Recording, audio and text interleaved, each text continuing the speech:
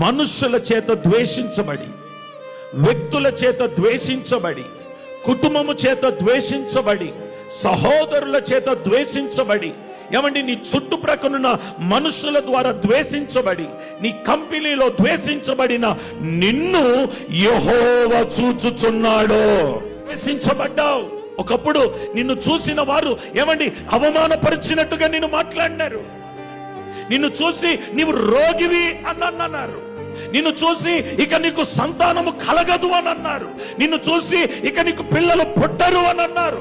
ఇక నిన్ను చూసి నీ వ్యాపారం ముందుకు వెళ్ళదు అని అన్నారు. నేను అందరి చేత ద్వేషించబడ్డావు. ఇక నీ జీవితంలో బాగుపడలేవని అన్నారు. నీ జీవితంలో ఇక నువ్వు పైకి రాలేవని అన్నారు. నీ జీవితంలో ఇక నువ్వు పనికిరావు, సేవ చేయలేవు, నువ్వు అడుగులు వేయలేవు, నువ్వు వాక్యము చెప్పలేవు, తృణీకరించబడ్డావు. ఇక మీరు పనికిరారు అనే మాటలు పలుమార్లు మా చెవుల్లో గింగిరం అనిపించింది. నువ్వు కలవరపడొద్దు, నీవు వెరవద్దు. యెహోవా నిన్ను చూచుచున్నాడు. ద్వేషించబడుతున్న నిన్ను తొంగి చూస్తున్న దేవుడు ఆయన. కలవరముతో ఉన్న నిన్ను తొంగి చూస్తున్న దేవుడు ఆయన.